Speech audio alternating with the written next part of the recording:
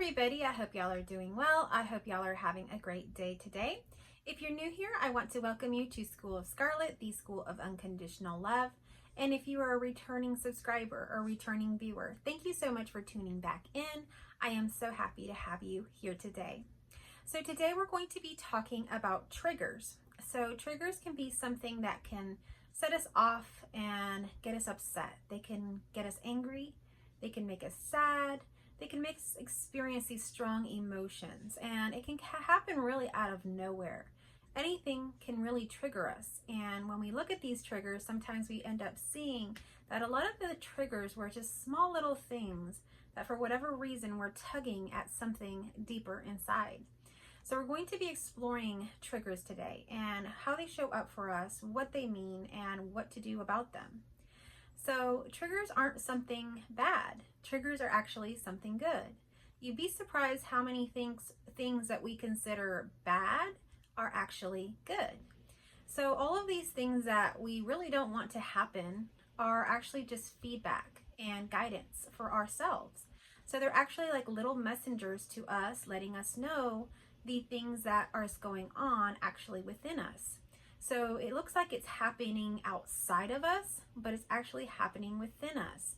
And so when we examine what triggered us, it actually a lot of times turns out to be something that's happening within us.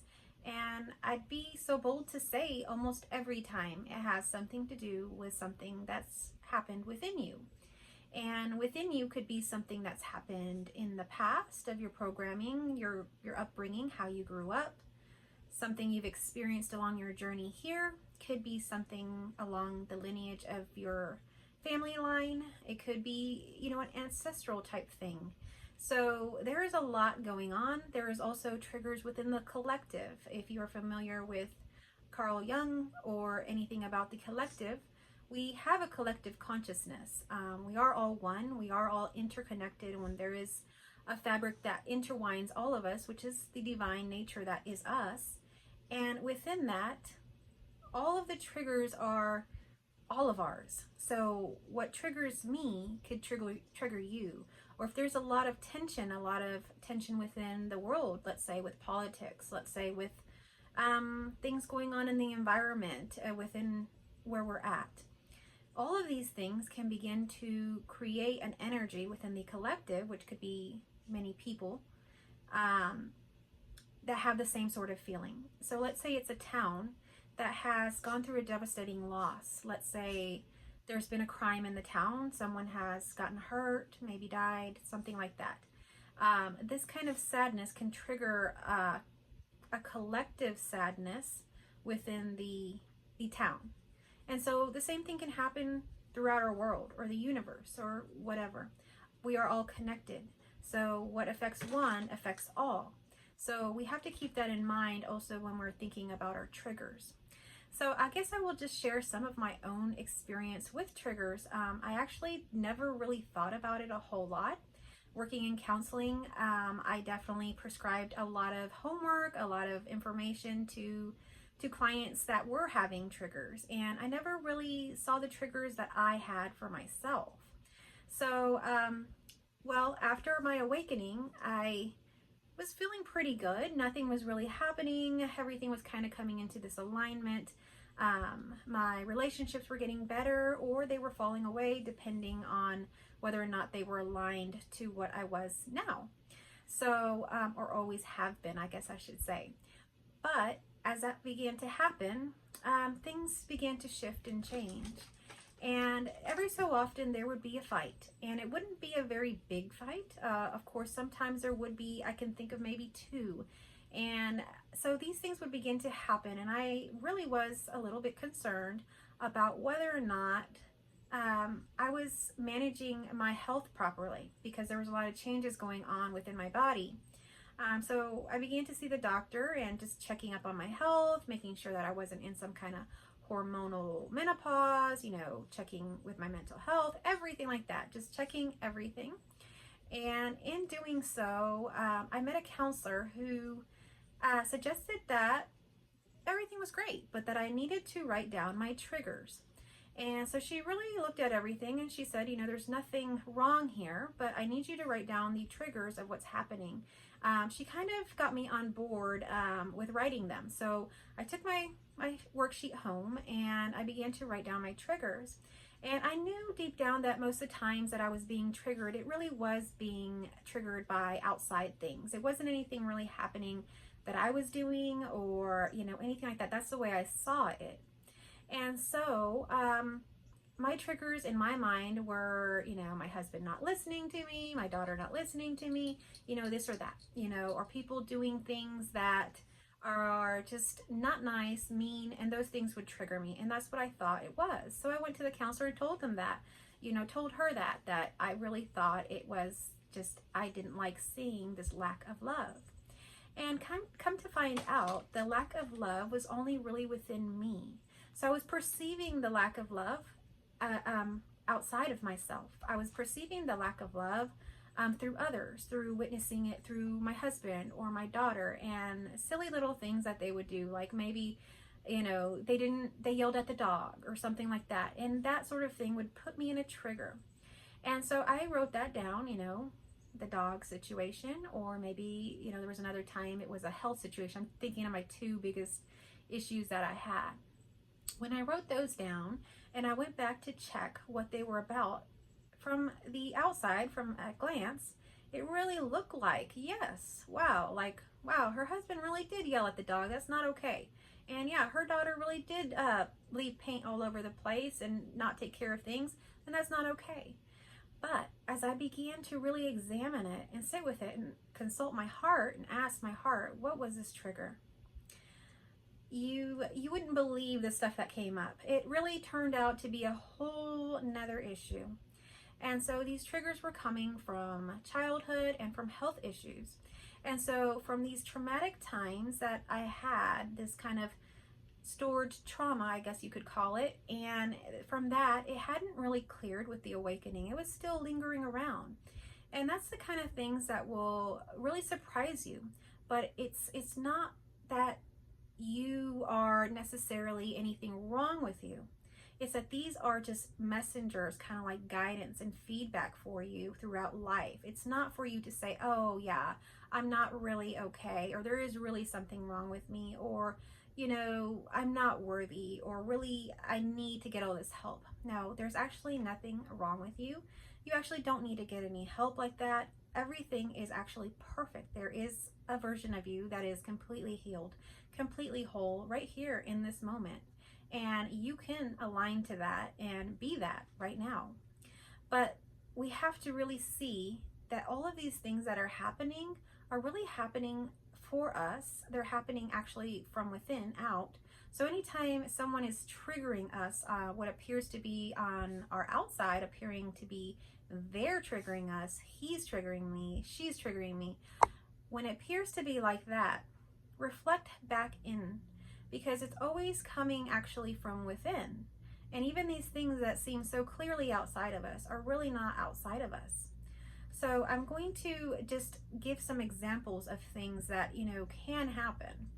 And so we really need to look at these things. If anything is making us upset for absolutely no reason other than maybe their belief or their idea or opinion is different than ours, then that is a trigger, and we have to go inside and really see what is happening there. There is no problem with politics. There is no problem with religion. There is no problem with believing different beliefs. There is no problem with, people living in different lifestyles, doing different things. There's no issues really with morals or not morals. All of these things are very relative. And so these things are not set in stone. There is no problem with anything in this world. Everything is perfect. And as it's happening, it wants to happen this way. There is a very fun play going on in this world, and that is the play of the divine play. And the divine play likes to play in this play of life because it's very exciting. There's the ups, the lows, the highs, the lows. There's the touch, the sensations. We have all our five senses to play with. We have love, like romantic love. We have children. We have animals that we bond with. We have so much. This is a very full and rich experience.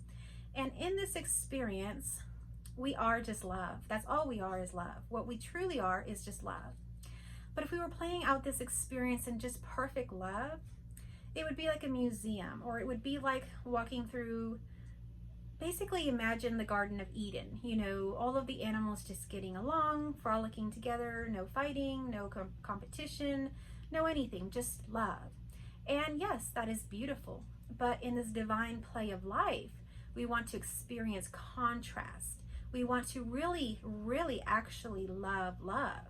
And to really actually love love, we have to get into fear. We have to forget who we are. We have to lose ourselves in this illusion to play this game.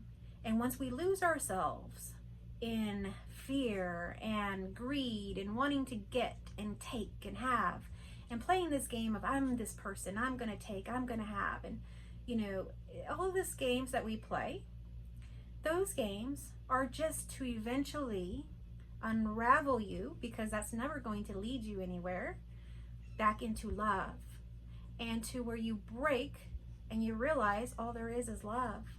And all this fear, all this judgment, all of this greed, guilt, shame, all of these things that we've been living in are just junk. It's just garbage. It's not anything. It's going to lead you to junk and garbage. So when you've gone and exhausted all of those things, you will return back to love. And returning back to love is returning back to oneself. And when you return to oneself and you love yourself like so much, because you know all the junk and garbage over here, the love is so deep. It's unconditional love. And then you can play now freely and really just laugh at the whole thing. But this process is just replaying in this way because it wants to. So when you see a person that's triggering you, they are going through their own journey there. So respect that. We don't have to teach them anything. We don't have to put them in their place. We don't have to get vengeance on them. Nothing. We take that as feedback and guidance for ourselves, because if they're triggering us, there's something within us. There's nothing wrong about it. It's just something to discover, to get closer to who we really are. Nothing wrong with it. So when we see that trigger, don't worry about it. Let it go. Even if the person really upsets you, even if it was so bad, you know, if you need to get justice or something like that, you know, there's something, you have to consult your heart and see, does that feel right? Generally, you can let it go. You can actually let these things go, because the universe or God or source, whatever you want to call it, these words are just mumbo jumbo. They're not real. They're just, you can put it however you want. If you connect with God, then say God. If it's source or universe, whatever you want to say. Okay, so that energy of source, of God, is just all loving, all accepting. It has no judgment for anything. So when it sees anything triggering anything, it is you seeing that. You are observing that, but you're not realizing it that way because everything's happening at once. There is no time. It's something that we can't perceive here. But when you are in that situation, it's actually you teaching you. But if you can't do the mental jump to see that, it's okay. All we have to do is just back up and just realize that God, source, the universe, is always in control. Always. And God, the source or universe, whatever you want to call it, will always fight your battles for you and make everything right anyway. So when that person triggers you, okay, they trigger you and you're mad and angry, but you decide to let it go this time, you actually get the feedback and guidance and you grow more into love. You're going towards love, unconditional love. And when this person sees that you didn't yell at them, you didn't seek vengeance or do anything to them, they experience love. And when they experience love, they get a little confused. That's part of their journey. They open up more to love and they start to see that love is possible. The more that you are loving, the more that you will make an impact on those around you, and that's how your environment begins to change. When you can be more loving to yourself and take less judgment on yourself, then you can do that for others. So it starts with you. Is there anything that you are still holding on to? Whether it's something from childhood, like I talked about, with my triggers, or if it's something from a traumatic incident that happened to you within your experiences. Is there something that you're still holding on to, that you're judging, that you're shaming? Anything coming up, release that. Transmute it back into love. And as it does that, you will notice that you will be less judgmental of others. When you release your judgments, you can stop judging them. And so the triggers begin to fall away. The triggers begin to stop. So these triggers are just basically, like I said, guidance and feedback for you for what's happening in your experience, what's happening within you. And these triggers, these experiences, they don't stop. Even after an awakening, even after shifting to your heart, they can still happen.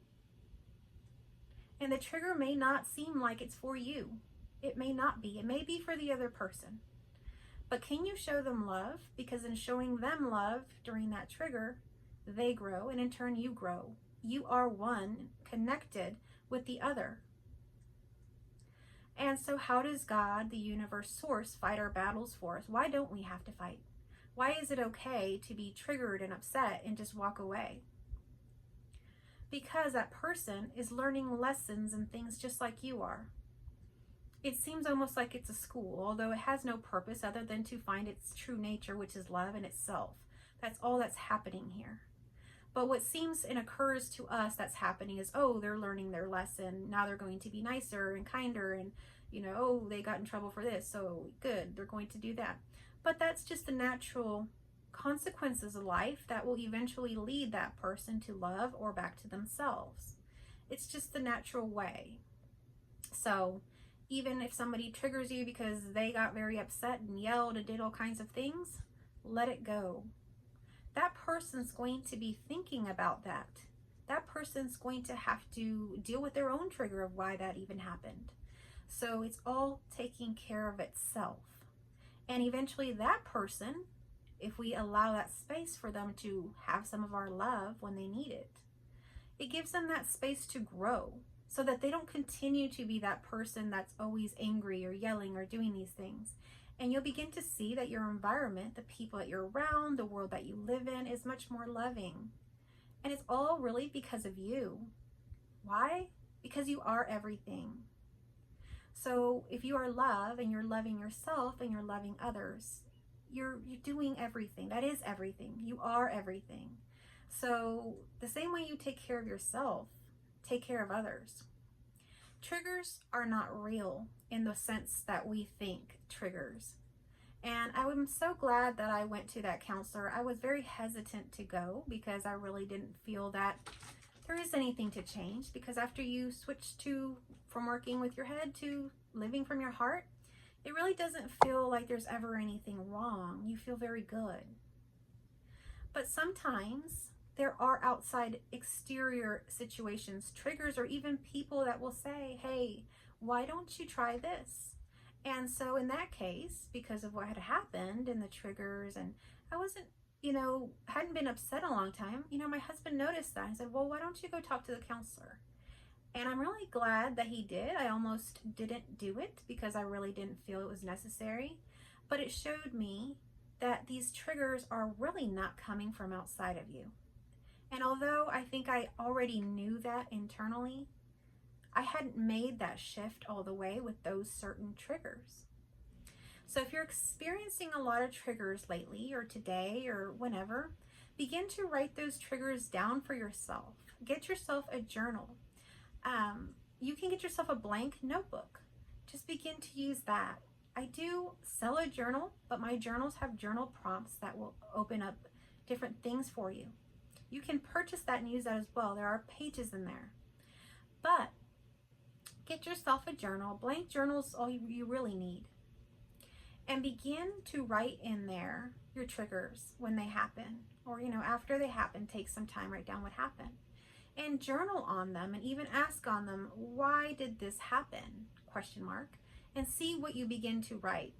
When you write, it's actually divine communication with your divine self. So I have a video about divine communication on my channel if you'd like to go back and watch that, and it talks about journaling and writing.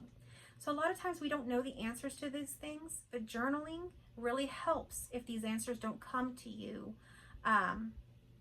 through inner voices, or your inner voice or your inner knowing. If you're not getting answers that way, write it out. And the more you write it out and you start getting the answers that way, the more your inner voice will develop, because it is very natural and it's always actually been happening. But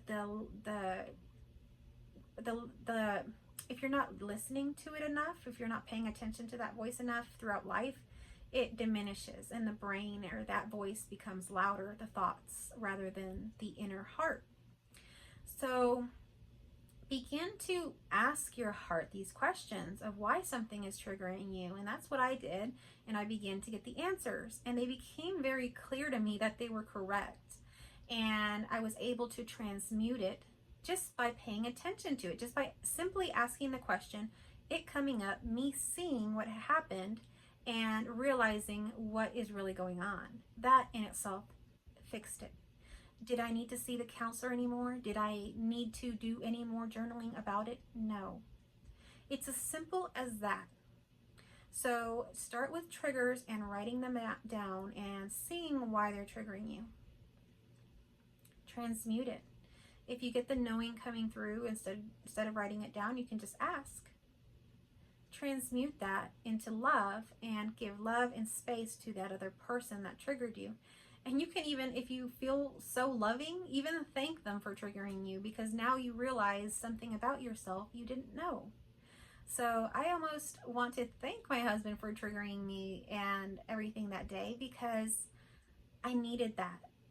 And that was helpful, and I hadn't realized that about myself all the way. Even though I feel like I knew that, I didn't know and I didn't have that integrated, I guess you could say. I wasn't expressing that. I was still allowing, triggers to kind of take that power away, when really you are everything. You are that trigger, and that trigger is just feedback and guidance that you had put for yourself in this divine play of life that you're playing. So triggers are actually helpful little feedback and guidance. So everything that seems so scary to us in life ends up just being love. It's actually not anything to be scared of. Everything is perfect and in alignment and okay already. You don't really have to change anything. But if you're not happy with something, or you want something to be different, then that's your heart speaking to you that you're ready to move on to the next level, to the next thing. Go ahead and follow your heart. And your heart can't let you down, because it is everything, and it is all things. All power is it. So when you align with your divine heart, the universal heart, then everything else, your exterior, begins to align with that. And how can you go wrong, right? So if you're interested in how to align with the heart, how to reorient with the heart, and you'd like some guidance in that, I do offer a course. It's called the Unconditional Course. It's right now on sale. It's on an early bird sale like you wouldn't believe. It's less than what I charge for one-on-ones, which is probably never going to happen again. So if you are interested in that, please sign up. We are starting that course on 10/10, which is our portal to new beginnings. So I hope that you will be part of that course. If you are interested, I will pin the information to the top comment and in the description box as well. Thank you so much for watching. If you like this video, give it a thumbs up, share this video with people, and subscribe if you're new here and you like this sort of content. Thank you so much for watching.